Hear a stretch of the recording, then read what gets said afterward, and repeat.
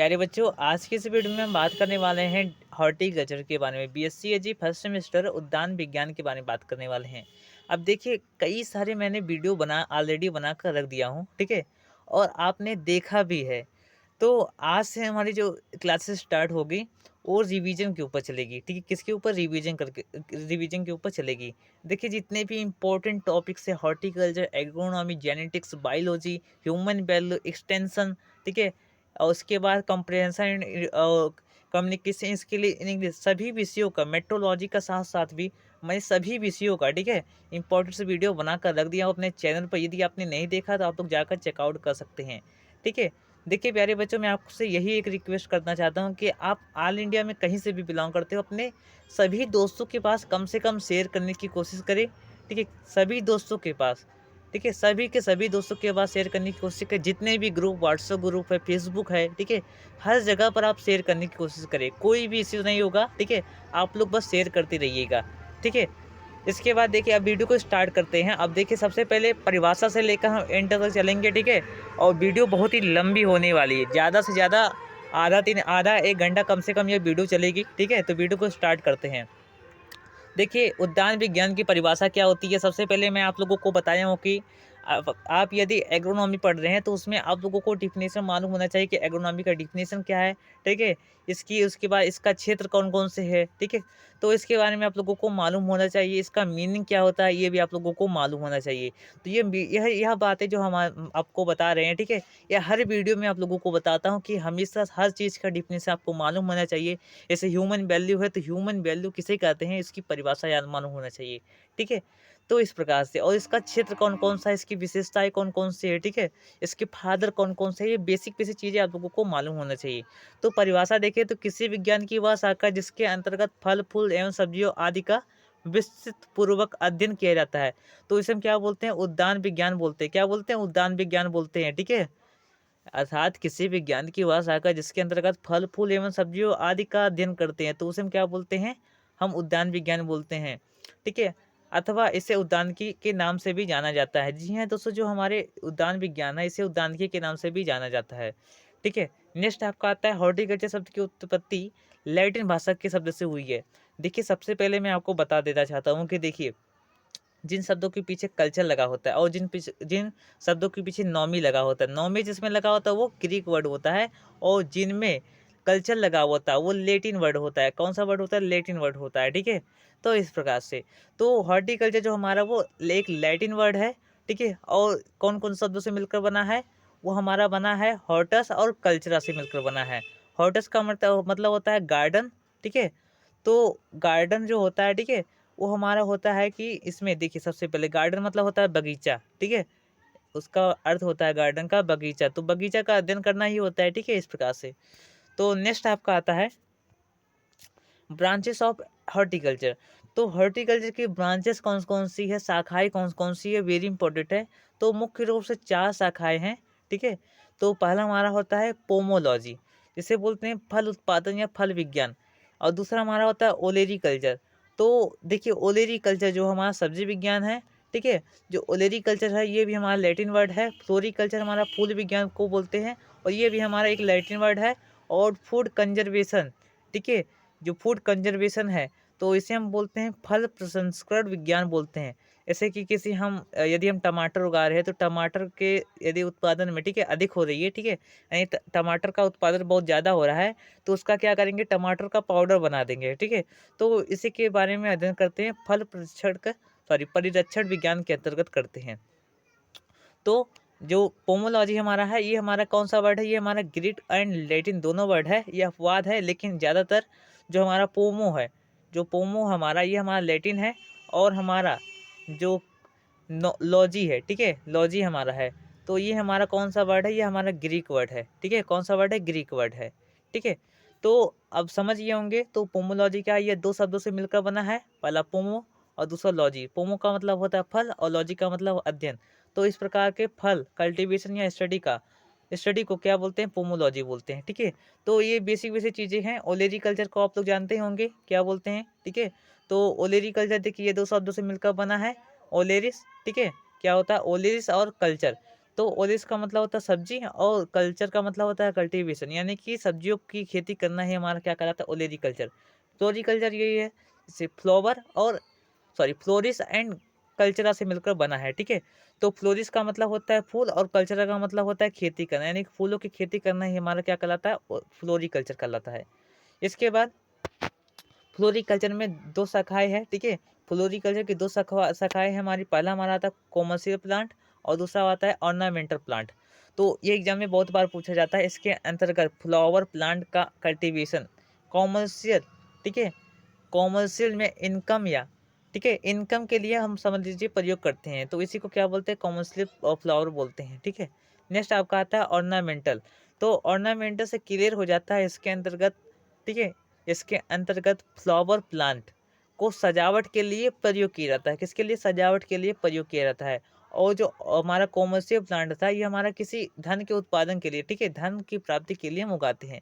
लेकिन जो हमारा ऑर्नामेंटल है ये सजावट के लिए मतलब कि इसे हम लगाते हैं, ठीक है, पौधों को इस प्रकार से। नेक्स्ट आपका आता है लैंडस्केपिंग स्केपिंग। तो देखिए, जब ऑर्नामेंटल को किसी दूसरे स्थान पर जोड़कर किसी क्षेत्र को सुंदर बनाने के लिए किया जाता है तो इसे क्या बोलते हैं, लैंडस्केपिंग बोलते हैं। इसके बाद फ्रूट कंजर्वेशन, ठीक है, प्रिजर्वेशन, तो या इसे बोलते हैं फल प्रसंस्करण बोलते हैं। फूल तथा वेजिटेबल के मौलिक रूपों, आकार में परिवर्तन या अपरिवर्तन रखते हुए किसी, ठीक है, किसी खराबों को लंबे समय तक सुरक्षित किया जाता है तो उसे क्या बोलते हैं, हम फ्रूट कंजर्वेशन बोलते हैं या फिर खाद्य प्रसंस्करण बोलते हैं।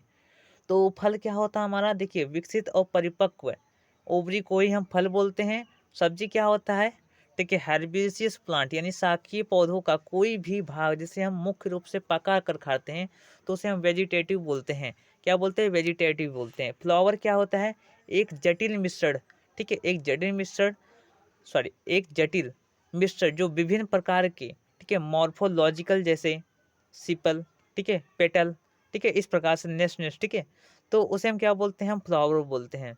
नेक्स्ट आपका आता है पोलिनेशन। तो पोलिनेशन क्या होता है, परागण। यह मुख्यतः 3 प्रकार के होते हैं। जैसे पहला हमारा सेल्फ पोलिनेशन जिसे बोलते हैं स्वपरागण, ठीक है, और दूसरा हमारा होता है पर परागण, ठीक है, जिसे हम बोलते हैं क्रॉस पोलिनेशन।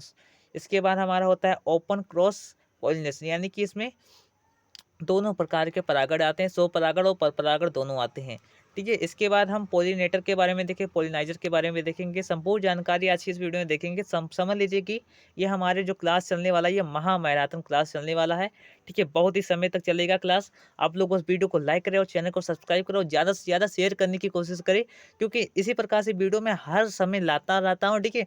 आप लोगों को कोई भी चिंता करने की आवश्यकता नहीं है, ठीक है। बस आप लोग वीडियो को लाइक करें और चैनल को सब्सक्राइब करना मत भूलिएगा। तो वीडियो को स्टार्ट करते हैं, ठीक है, फिर से।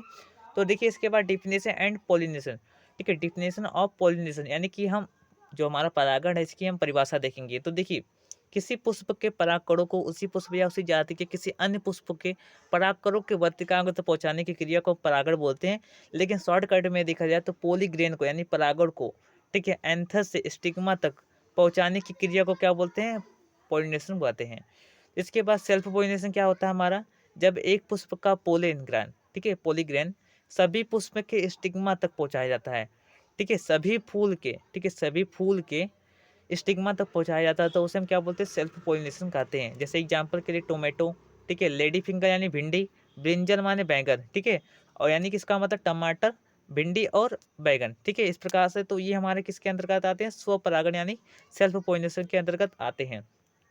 नेक्स्ट आपका आता है क्रॉस पॉलिनेशन। जब किसी पौधे की फूल के पॉलीग्रेन को उसी जात के अन्य पौधे के स्टिग्मा तक पहुंचाया जाता है तो उसे क्या बोलते हैं, क्रॉस पॉलिनेशन कहते हैं। क्या बोलते हैं, क्रॉस पॉलिनेशन कहते हैं, ठीक है, इस प्रकार से। नेक्स्ट आपका आता है प्यारे बच्चों एग्जाम्पल, ठीक है। तो एग्जाम्पल के लिए आप लोग देख लीजिए कि बिटर ग्राउंड जो होता है हमारा क्रॉस पॉलिनेशन के अंतर्गत आता है, ठीक है, यानी पर परागण के अंतर्गत आता है। तो इसमें इसके बाद नेक्स्ट आपका आता है ओपन क्रॉस पॉलिनेशन। जब किसी पौधों में दोनों प्रकार के क्रॉस पाया जाता है तो उसे क्या बोलते हैं, ओपन क्रॉस पॉलिनेशन बोलते हैं। क्या बोलते हैं, ओपन क्रॉस पॉलिनेशन बोलते हैं, ठीक है। एग्जाम्पल के लिए चिली, ब्रिंजल एंड इट्स, ठीक है। चिली का मतलब क्या होता है आप तो जानते हैं, ब्रिंजल का मतलब बैगन होता है, ये तो आप लोग जानते हैं, यानी कि मिर्च और बैगन यानी भाटा, ठीक है। तो ये हमारा किसके अंतर्गत आता है, कि ये हमारा ओपन क्रॉस पोलिनेशन के अंतर्गत भी आता है, ठीक है। नेक्स्ट आपका आता है एडवांटेज टू सेल्फ पोलिनेशन, यानी कि एडवांटेज, ठीक है, गुड़। तो पॉलीग्रेन की अधिक आवश्यकता नहीं होती है, इसके फलस्वरूप बने बीज शुद्ध नस्ली वाले होते हैं। इसमें पॉलीग्रेन जो हमारा होता है, ठीक है, जो हमारा परागण होता है, ठीक है, सॉरी, परागकण जो हमारा होता है, इसमें अधिक मात्रा में आवश्यकता नहीं होती है, ठीक है। लेकिन जो इसमें जो बीज हमारे जो प्राप्त होते हैं, इसमें जो बने बीज जो होते हैं हमारे बहुत ही शुद्ध नस्ल के प्राप्त होते हैं, तो इसलिए यह हमारा बहुत ही ज़्यादा फायदे हैं, ठीक है। डिसएडवांटेज की बात करें तो डिसएडवांटेज बहुत ही ज़्यादा इसमें इसमें उत्पन्न प्लांट दुर्बल तथा अस्वस्थ होते हैं, ठीक है। सेल्फ पोलिनेशन, फ्लावर में सीड की संख्या कम होगी, ठीक है। साथ ही जो बीज बनते हैं, ठीक है, वो हल्के भी होंगे और कम भी होंगे। नए लक्षणों का मिश्रण नहीं हो पाता है इसमें, केवल जो जो नस्ल यानी कि जो पूर्ववर्ती माता पिता थे, ठीक है, उसी का लक्षण इसमें आ जाता है, ठीक है। नेक्स्ट आपका आता है एडवांटेज ऑफ क्रॉस पोलिनेशंस। तो देखिए, सबसे पहले जो हमारा पर परागण है, इसका हम पहले गुण देखेंगे, ठीक है। तो इसके बारे में देखेंगे, इसके लाभ के बारे में देखेंगे, तो इसके लाभ जो हमारा होता है कुछ इस प्रकार से, क्रॉस पोलिनेशन से उत्पन्न सीड तथा प्लांट स्वस्थ होते हैं। क्या होते हैं? स्वस्थ होते हैं। क्रॉस पोलिनेशन से नए जाति का विकास होता है। किसका जाति? कौन से जाति का होता है? नई जाति का होता है, ठीक है। और इसमें जो सीड एंड प्लांट जो होते हैं वो स्वस्थ होते हैं, सीड अधिक संख्या में प्राप्त होते हैं, ठीक है। सीड अधिक संख्या में प्राप्त होते हैं। डिसएडवांटेज की बात की है तो इसमें डिसएडवांटेज देखिए, इसमें परागकण, ठीक है, अनिश्चित होते हैं, क्योंकि यह कीट, ठीक है, यह वायु कीट जल एवं पशु के द्वारा होता है। क्रॉस पॉलिनेशन से प्लांट की शुद्धता समाप्त हो जाती है। अधिक संख्या में पोलिन ग्रैंड की आवश्यकता होती है, ठीक है। अधिक जो हमारे परागकण होते हैं, ठीक है, उसकी अधिक संख्या में आवश्यकता पड़ती है इसमें। नेक्स्ट आपका आता है ऐसे कौन से कारक है जो सेल्फ पोलिनेशन को सपोर्ट करते हैं यानी प्रभावित करते हैं। तो सबसे पहले हमारा देखा जाए तो इसमें एग्जाम्पल देखिए, एक हमारा क्वेश्चन पूछा गया था, ठीक है। क्या पूछा गया था? क्वेश्चन। तो इसी क्वेश्चन को मैं सॉल्व करा रहा हूँ, ठीक है। तो इसमें देखिए क्लेस्टोगैमी, तो इसमें फ्लावर खिलने से पहले ही जेल, ठीक है, जल जाते हैं, ठीक है, इस प्रकार से। जैसे एग्जांपल के लिए ग्रेप्स यानी अंगूर, पपाया, कैरिका पपाया यानी पपीता, ठीक है। इसके बाद सपोटा इत्यादि, ठीक है। नेक्स्ट आपका आता है होमोगैमी। देखिए, आपके जो 2 नंबर के एग्जाम में यह पूछा गया था होमोगैमी क्या होता है। इसमें क्या होता है? मेल एंड फीमेल दोनों प्लांट परिपक्व होते हैं, जैसे लेमन एंड पिच एंड कोबैम। देखिए, जो हमारा होमोगैमी होता है, इसमें मेल एंड फीमेल जब परिपक्व और समझ जाते हैं तो दोनों परिपक्व हो जाते हैं एक साथ। तो मोनोगैमी की बात की है तो मोनोगैमी में क्या होता है? केवल एक ही या फिर नर होगा, नर मतलब परिपक्व होगा या फिर मादा होगा, तो इसमें अलग अलग होते हैं, ठीक है, इस प्रकार से। जैसे बनाना, ठीक है, कोकोनट नारियल, ठीक है। इसके बाद कुछ इस प्रकार से, ठीक है। नेक्स्ट आपका आता है ऐसे कारक जो क्रॉस पॉलिनेशन को प्रभावित करते हैं। तो देखिए, प्रभावित करने वाले कारक कौन कौन से, जैसे हमारा क्लैंसिटी, ठीक है। तो इसमें देखा जाए कुछ प्लांट के पुष्प एक लंगी होते हैं। इस प्रकार के प्लांट एक तो, ठीक है, एक तो पेस्टिल उत्पन्न करते हैं या स्टाइम, ठीक है, ये स्टेमिल उत्पन्न करते हैं। एग्जाम्पल के लिए पपाया। इसके बाद देखा जाए नेक्स्ट हमारा आता है कोसोमोगेल, ठीक है। तो इसकी बात किया तो ये फ्लावर फूल वाले होते हैं, ठीक है। ये फ्लावर फूले हुए होते हैं, ये क्या करते हैं? ये फूले हुए होते हैं, ठीक है। नेक्स्ट आपका आता है सेल्फ इनकॉम्पटिबिलिटी, ठीक है। सॉरी, मेरी इंग्लिश थोड़ी वीक है, ठीक है, तो आप लोग मैनेज कर लीजिएगा, ठीक है। थोड़ी ज़्यादा गलती हो रही है, ठीक है, इस प्रकार से। इसके बाद क्रॉस पोलिनेशन के एजेंट कौन कौन से हैं? सबसे पहले ये देख लेते हैं वाहक कौन कौन से हैं, ठीक है। तो पहला हमारा आता है पोलिनेटर। वेरी इंपॉर्टेंट है पोलिनेटर, बहुत ही बार एग्जाम में पूछा गया तो पोलिनेटर बहुत ही very very mostly very important है, ठीक है। तो ये ऐसे कारक जो फैक्टर होते हैं जो पॉलीग्रेन को स्टिग्मा तक ले जाने का कार्य करते हैं, ठीक है। ये क्या करते हैं कि किसी परागकण को परागकोशों तक ले जाते हैं, ठीक है, ले जाने का कार्य करते हैं। तो इसके अंतर्गत कौन कौन से आते हैं? जैसे हमारा इंसेक्ट यानी कीट, ठीक है। तो कीट में जैसे हमारा आ गया हमारा फल मक्खी हो गया, ठीक है, पौध मक्खी हो गया, ठीक है। तो इसी प्रकार से बहुत सारे आते हैं, फुदका हमारा हो गया। तो इस प्रकार से बहुत सारे कीट आते हैं, ठीक है। एयर की मैं बात करूँ तो एयर में एनिमो, ठीक है, एनिमोफिली आता है, ठीक है। तो इस प्रकार से नेक्स्ट हमारा आपका आता है कि वाटर। तो वाटर के द्वारा हमारा क्या होता है?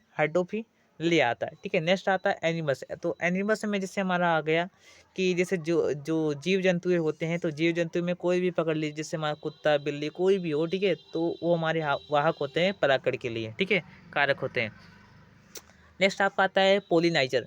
तो पोलिनाइजर क्या आता है, जब कोई प्लांट अपनी ही जाति के किसी, ठीक है, किसी प्लांट को पोलीग्रेन प्रदान करता है, यानी कि अपना पराग देता है किसी दूसरे प्लांट को, लेकिन अपनी ही जाति के प्लांट को देता है, तो उसे क्या बोलते हैं, पोलिनाइजर बोलते हैं। क्या बोलते हैं, पोलिनाइजर बोलते हैं, ठीक है। नेक्स्ट आपका आता है कि औषधीय प्लांट। तो औषधीय प्लांट क्या होता है कि इसमें बोलते हैं, इसे बोलते हैं मेडिसिनल प्लांट।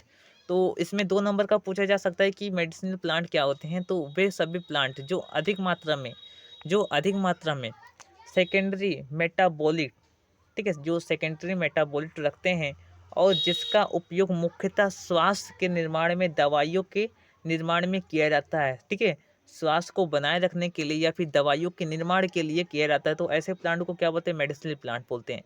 तो एक बार और डिफिनेशन देख लीजिए प्यारे मित्रों, वे सभी प्लांट जो अधिक मात्रा में सेकेंडरी मेटाबोलिटिस रखते हैं, ठीक है, सेकेंडरी मेटाबोलिटिस रखते हैं और जिसका उपयोग मुख्यतः स्वास्थ्य के निर्माण के लिए एवं दवाइयों के निर्माण में किया जाता है, तो ऐसे प्लांट को मेडिसिनल प्लांट बोलते हैं। जैसे हमारा हो गया कि हल्दी, ठीक है, तुलसी हो गया, तो इसी प्रकार के बहुत सारे प्लांट आते हैं। तो प्यारे बच्चों, नेक्स्ट आपका आता है कि सीड जर्मिनेशन। तो बीज की जमाव अवस्था समझ लीजिए या फिर बीज अंकुरण समझ लीजिए। तो देखिए इस दशा में क्या होता है कि नए प्लांट को विकसित करता है, ठीक है। इसमें क्या होता है कि कोई बीज, ठीक है, अपने नए प्लांट को एक मतलब अंकुरित करता है या फिर पैदा करता है या फिर विकसित करता है, तो उसी को हम बोलते हैं, क्या बोलते हैं, सीड जर्मिनेशन बोलते हैं, ठीक है। नेक्स्ट आपका आता है टाइप ऑफ जर्मिनेशन। तो जर्मिनेशन के कितने प्रकार के होते हैं, तो इसमें देखिए 2 प्रकार के होते हैं, ठीक है। जो जर्मिनेशन हमारे होते हैं वो 2 प्रकार के हमारा होते हैं। पहला हमारा होता है कि आंतरिक जर्मिनेशन, ठीक है, या फिर इसे बोलते हैं इपीजियल जर्मिनेशन। दूसरा हमारा आता है कि हाइपोजियल जर्मिनेशन, ठीक है। तो इपीजियल जर्मिनेशन की मैंने बात करूँ तो इस प्रकार के जर्मिनेशन में, ठीक है, साइटोलेडन, ठीक है, पोमुलस के साथ बाहर निकल जाती है, उसे क्या बोलते हैं, इपीजियल जर्मिनेशन कहते हैं। जैसे एग्जांपल के लिए चेरी, बारबुडुस चेरी जो होता है हमारा इपीजियल जर्मिनेशन के अंतर्गत आता है, ठीक है। इसके बाद पपाया भी हमारा इपीजियल जर्मिनेशन के अंतर्गत आता है, ठीक है। नेक्स्ट आपका आता है कि, ठीक है, नेक्स्ट में आपका आता है कि जर्मिनेशंस। तो हाइपो जर्मिनेशन में क्या होता है कि इस प्रकार के जर्मिनेशन में, ठीक है, क्या होता है कि कोटी लाइडोन भूमि के अंदर ही चले जाते हैं, कुछ समय पश्चात अपघटित हो जाते हैं। एग्जाम्पल के लिए पी यानी चना, ग्राम, ठीक है, इस प्रकार से हमारे अंतर्गत नेक्स्ट आता है, ठीक है। तो नेक्स्ट की मैं बात करूँ तो प्यारे बच्चों, तो नेक्स्ट के अंतर्गत देखिए नेक्स्ट में आता है कि जर्मिनेशन साइकिल। तो जर्मिनेशन साइकिल कुछ इस प्रकार से, आप लोग ध्यान दीजिएगा, मोस्टली वेरी इंपॉर्टेंट है। आप लोग जितना भी आप साइकिल लिख सकते हैं आप उतना लिखिएगा। जैसे हमारा सीड स्टेज, पहला बीज की अवस्था रहेगी, ठीक है, उसके बाद सोविंग ऑफ सीड, बीज की बुआई करेंगे, ठीक है। नेक्स्ट आपका आता है कि एब्जॉर्बर्स, ठीक है, ऑफ वाटर, यानी कि बीज को ऑब्जर्व करेगा, यानी कि एकत्रित करेगा, ग्रहण करेगा। इसके बाद क्या करेगा कि स्वेडलिंग ऑफ सीड, ठीक है। इसके बाद हमारा नेक्स्ट आपका आता है कि नेचुरेंट, ठीक है, यानी कि इसमें जो होता है, जो बीज होता है वो अंकुरित हो जाएगा, ठीक है।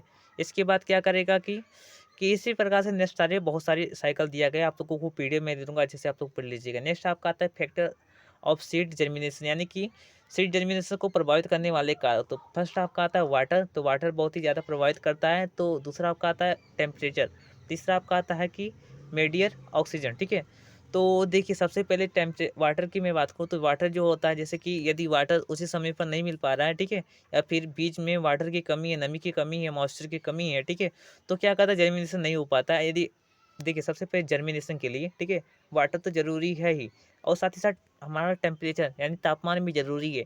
कुछ रबी सीजन में जो जर्मिनेशन के लिए कुछ अलग तापमान की आवश्यकता होती है, ठीक है, और कुछ और ऐसे प्लांट है, ठीक है, कुछ और जो अलग सीजन जो होते हैं, जैसे खरीफ सीजन जो होते हैं, उसमें क्या होता है कि जर्मिनेशन के लिए अलग अलग टेम्परेचर की आवश्यकता होती है। जैसे कि गेहूँ की बुआई के लिए 15 से 20 डिग्री टेम्परेचर होना चाहिए, ठीक है, और यही धान की मैं बात करूँ तो धान में अलग होता है, ठीक है, और कई पौधों में अलग अलग होता है, ठीक है, इस प्रकार से।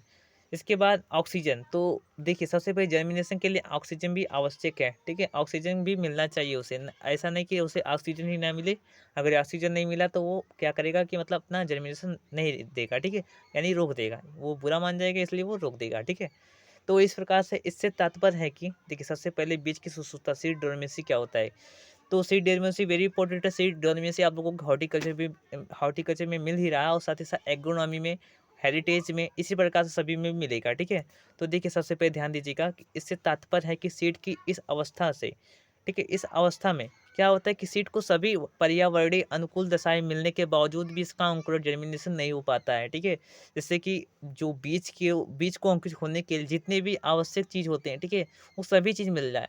नमी भी मिल रहा है, ठीक है, प्रकाश भी मिल रहा है, तापमान भी मिल रहा है, ठीक है, उसे उर्वरक भी मिल रहे होते हैं, उसे जितने पोषक तत्व चाहिए उसे वो सब कुछ मिल रहे हैं, ठीक है, भूमि में भी बहुत ही बढ़िया से मिल रहा है, ठीक है, खूब अच्छे से मिल रहा है, लेकिन फिर भी वो अंकुरित नहीं हो पाता है। तो इसी को सीड जर्मिनेशन सॉरी सीड डोर्मेंसी बोलते हैं, ठीक है। तो ये 2 प्रकार के होते हैं, पहला हमारा प्राइमरी सीड डोर्मेंसी, दूसरा हमारा होता है सेकेंडरी सीड डोर्मेंसी। तो प्राइमरी में देखा जाए तो ऐसी परिस्थिति जिसमें सीड अपने, ठीक है, इंटरनल फैक्टर के कारण, यानी कि आंतरिक कारण के कारण जर्मिनेट नहीं हो पाता है। तो इसे क्या बोलते हैं? इसे हम बोलते हैं प्राइमरी डोर्मेंसी बोलते हैं, प्राइमरी डोर्मेंसी बोलते हैं। तो देखिए एग्जांपल के लिए कठोर बीज आवरण, तो देखिए कठोर बीज आवरण के कारण, देखिए कठोर बीज आवरण के कारण भी मतलब बीज का जो मतलब अंकुर होता है वो प्रभावित होता है।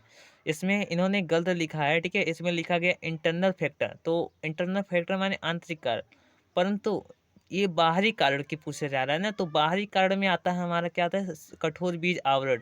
यदि बीज का जो बाहरी आवरण होता है, यदि एक गेहूं का बीज है उसमें जो बाहरी आवरण हमारा है, ठीक है, तो ये क्या है कि हमारा सख्त हो जा रहा है, तो किसी कारण वो सख्त हो जाता है, तो इसमें क्या होता है कि तापमान और जल उल जो होते हैं, ठीक है, नमी उमी मात्रा जो होती है वो मिल ही नहीं पाता है। तो ऐसे में क्या होते हैं कि ऐसे में जो बीज होते हैं वो अंकुरित नहीं हो पाते हैं, ठीक है, इस प्रकार से।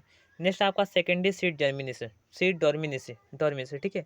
तो इस सीड, एक मिनट थोड़ा वेट कीजिए, ठीक है, इस सीड अन्य प्रतिकूल स्थिति के कारण, ठीक है, डोर्मेंसी पीरियड में चला जाता है, तो इसे सेकेंडरी सीड डोर्मेंसी कहते हैं, जैसे एयर, वाटर, टेम्परेचर, ऑक्सीजन, इसी के कारण, ठीक है। नेक्स्ट, तो नेक्स्ट की बात किया जाए तो सीड डोर्मेंसी के कारक, तो सीड डोर्मेंसी के कारक कौन, कुछ इस प्रकार से, इससे हमारा सीड कोट यानी बीजावरण, ठीक है। नेक्स्ट आपका आता है कि इम्पेरेबल वाटर, इसके बाद सीड कोट पानी के लिए अपारगम हो जाता है, ठीक है। इसके बाद फूड मटेरियल जो होते हैं, ठीक है, एम्ब्रियो के चारों ओर होता है, तो इसके कारण भी मतलब जो सीड डोर्मेंसी बीज की सुसावस्था ऊपर मतलब उत्पन्न हो जाती है, ठीक है, इस प्रकार से। नेक्स्ट आपका आता है कि सीड डोर्मेंसी तोड़ने के उपाय, तो देखिए पहला फिजिकल आपका आता है, या फिर आप समझ लीजिए कि मैकेनिकल मेथड, और सेकंड आपका आता है कि उसमें केमिकल का प्रयोग किया जाता है। तो फर्स्ट नंबर पर आपका आता है पिचिंग। तो पिचिंग में क्या किया जाता है कि इसमें हार्ड सीट को नुकीले सुई से, ठीक है, नुकीले सुई से सीट के ऊपरी भाग को भेदन किया जाता है, तो ठीक है, तो इसे क्या बोलते हैं, पिचिंग बोलते हैं। इसे हमारा एक बीज है और एक हमारा सुई है, तो इसमें कोच देंगे।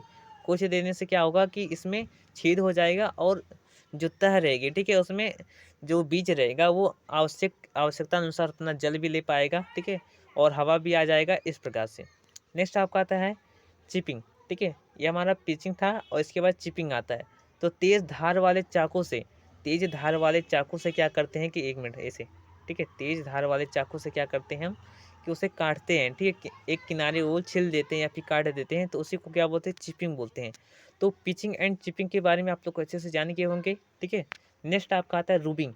तो रूबी क्या होता है कि इसमें क्या होता है, सीड, ठीक है, सॉरी सैंड पेपर को, ठीक है, सैंड पेपर को खुरदरी सतह पर रगड़ा जाता है, कौन सी सतह पर, खुरदरी सतह पर रगड़ा जाता है, ठीक है, इस प्रकार से।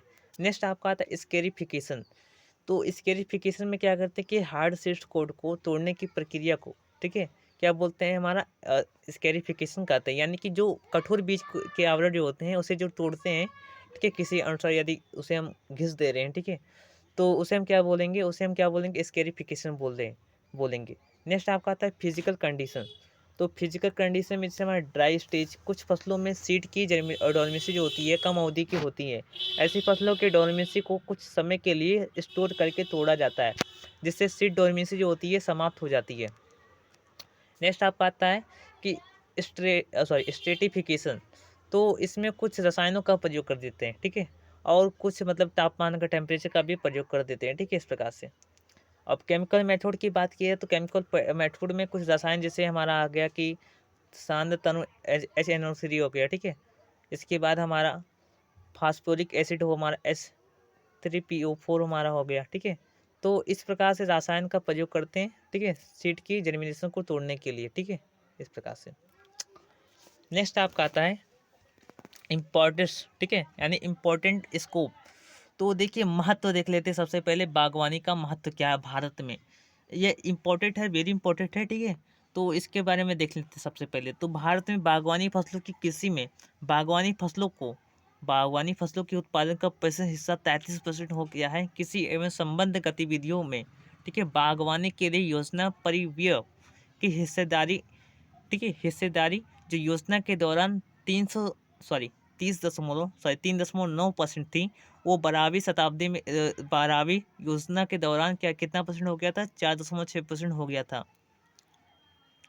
नेशनल हॉर्टिकल्चर बोर्ड की स्थापना जो हुई 2004 में हुई थी। तो जो NHB था, ठीक है, 2018 के अनुसार भारत में पिछले कुछ वर्षों में, ठीक है, बागवानी फसलों के उत्पादन में वृद्धि देखी गई है। इसके बाद क्षेत्र विस्तार महत्वपूर्ण प्रगति हुई, जिसके फलस्वरूप उच्च उत्पादन हुआ, ठीक है। पिछले दशक में बागवानी क्षेत्र में प्रतिवर्ष 8.6% वृद्धि हुई है और वार्षिक उत्पादन 4.8% की वृद्धि हुई है। 2017 से 18 के दौरान बागवानी फसलों का उत्पादन 25.43 MT यानी कि मिलियन टन क्षेत्र में से 311.71 मिलियन टन था, ठीक है। तो इस प्रकार से जो 2004 से 2005 में, 2017 से 2018 तक सब्जियों, ठीक है, जो सब्जियों का जो मिलियन टन था, ठीक है, का उत्पादन में 101.2 मिलियन टन से बढ़कर 184.40 मिलियन टन हो गया था। और 2004-05 से 2017-18 में फसलों का उत्पादन 50.9 से, ठीक है, बढ़कर 97.35 मिलियन टन हो गया था, ठीक है, इस प्रकार से। तो कुछ इसी प्रकार से आप लोग अच्छे से पढ़ लीजिएगा, ठीक है। नेक्स्ट आपका आता है क्लासिफिकेशन ऑफ फ्रूट्स। तो क्लासिफिकेशन ऑफ फ्रूट्स को मुख्य रूप से 4 वर्गों में बांटा गया है। पहला हमारा आता है कि क्लासिफिकेशन बेस्ड, यानी कि आपको जलवायु के आधार पर समझ लीजिए। तो जलवायु के आधार पर हमारा जैसे हमारा आता है कि ट्रॉपिकल फ्रूट, ठीक है, टेम्परेट फ्रूट एंड सब ट्रॉपिकल फ्रूट। तो ट्रॉपिकल फ्रूट कौन कौन से होते हैं, सबसे पहले ये ध्यान दीजिए। तो आप एक थोड़ा ट्रिक याद कर लीजिएगा, ठीक है। ट्रॉपिकल फ्रूट के अंतर्गत कौन कौन से आते हैं कि एक MP में बीजेपी की सरकार है, ठीक है, MP में बीजेपी की सरकार। तो MP का मतलब, M का मतलब क्या होता है, मैंगो। P का मतलब होता है पपाया। B का मतलब होता है बेर। J का मतलब होता है जैक फ्रूट, ठीक है। और जो लास्ट P का मतलब होता है हमारा पाइनएप्पल। क्या होता है, पाइनएप्पल। जरा वेट कीजिए 2 मिनट होगा, ठीक है। पाइनएप्पल, हाँ, पाइनएप्पल, ठीक है, इस प्रकार से। तो एक ट्रिक था, क्या ट्रिक था हमारा, MP में बीजेपी की सरकार है, ठीक है, इस प्रकार से। तो आप समझ गए होंगे ट्रॉपिकल फ्रूट के अंतर्गत, ठीक है, कौन कौन से फ्रूट आते हैं। टेम्परेट फ्रूट के अंतर्गत देखिए, टेम्परेट फ्रूट के अंतर्गत जहाँ पर टेम्परेचर जो होता है बहुत ही कम होता है और समुद्र तल से जो ऊंचाई होती है, ठीक है, जो समुद्र तल से जो ऊंचाई होती है वो कितनी होती है, 1800 से 3200 मीटर, ठीक है। और इसके अंतर्गत कौन कौन से राज्य आते हैं, जैसे जम्मू कश्मीर, हिमाचल प्रदेश, इस प्रकार से आती हैं। तो यदि इसमें फ्रूट की बात की जाए तो फ्रूट कौन कौन से आते हैं, जैसे हमारा एप्पल आ गया, ठीक है, एप्पल आ गया, पियर हमारा आ गया, ठीक है, और बॉलवुड चेरी हमारा आ गया। तो इसी प्रकार से हमारे आते हैं, ठीक है। स्ट्रॉबेरी भी हमारा आ गया, ठीक है, इस प्रकार से। नेक्स्ट आपका आता है ट्रॉपिकल फ्रूट। तो ट्रॉपिकल फ्रूट के बारे में बता चुका हूँ, ठीक है, मैंगो, गुआजावा, बेर, ठीक है, पाइनएप्पल, इसी प्रकार से आते हैं कोकोनट, इस प्रकार से, ठीक है। सब ट्रॉपिकल की मैं बात करूँ तो सब ट्रॉपिकल में क्या होता है कि इसमें जो समुद्र से जो ऊंचाई होती है वो कितना होती है, वो हमारा होता है कि 900 से 1800 मीटर होता है, ठीक है।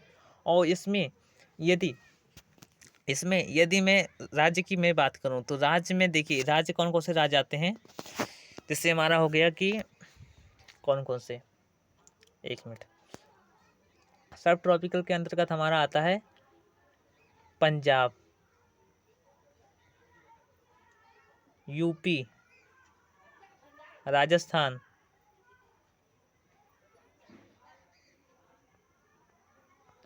महाराष्ट्र, एमएच, ठीक है, समझ गए होंगे।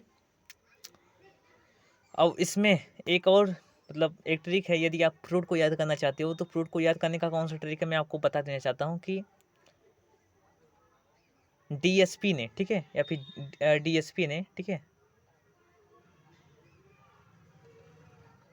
गोवा से बीएससी की, गोवा से बीएससी की, तो देखिए डी का मतलब क्या होता है, एस का मतलब क्या होता है, ठीक है, डी का मतलब क्या होता है कि देखिए सबसे पहले डी का मतलब,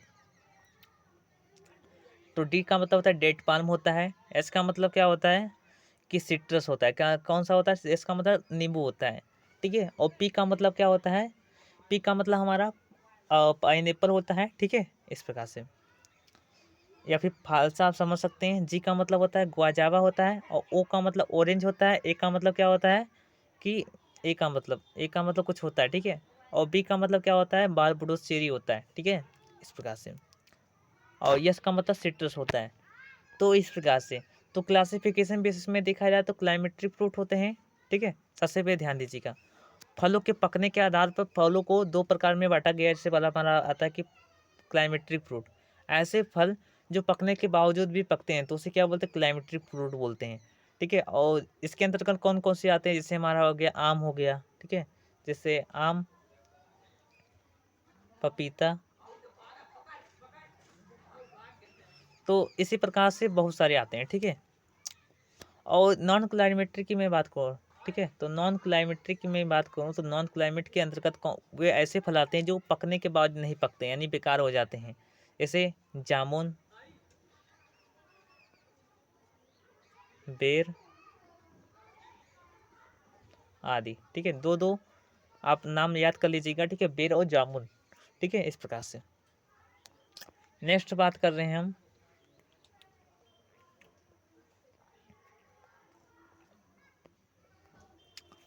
क्लासिफिकेशन बेसिस। तो क्लासिफिकेशन बेसिस आप लोग ध्यान दीजिएगा, क्लासिफिकेशन बेसिस में आप लोग ऐसे एक ध्यान दीजिएगा, ठीक है।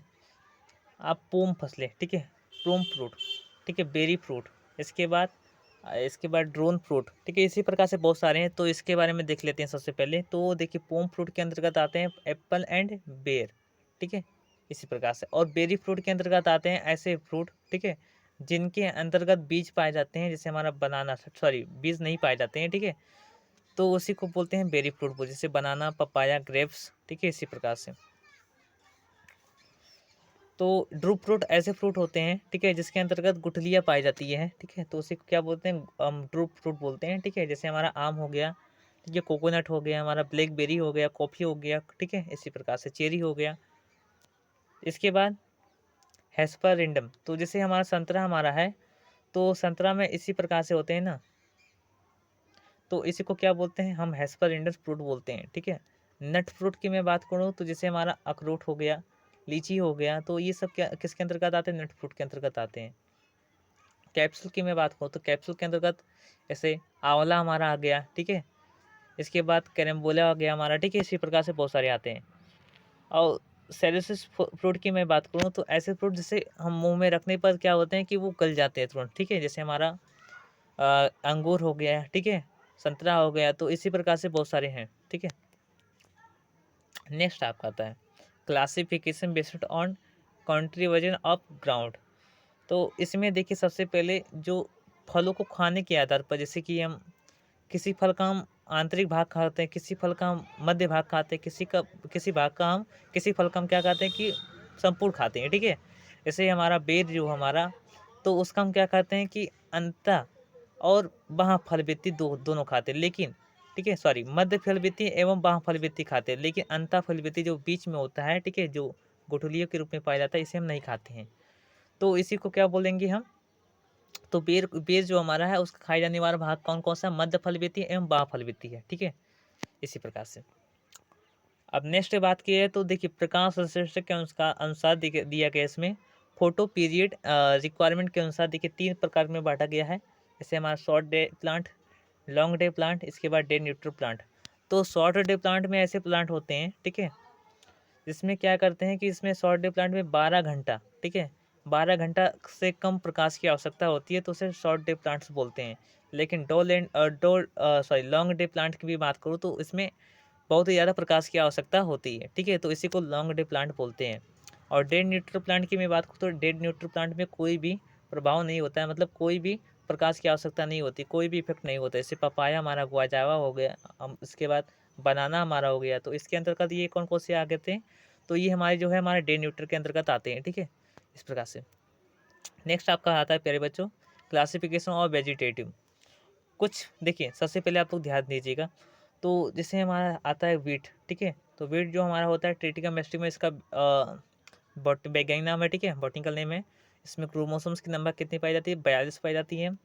और इसमें बार्ली की मैं बात करूँ तो हर्डियम वेलजेट होता है, इसमें 14 पाए जाते हैं क्रोमोसोम्स। ठीक है, इसी प्रकार ट्रिटिक एस्टिमम होगा ओराइजा सटाइवा, तो ओराइजा सटाइवा धान को बोलते हैं, आप तो जानते ही होंगे। ठीक है, इसके बाद प्यारे बच्चों, इसके बाद देखिए ध्यान दीजिएगा,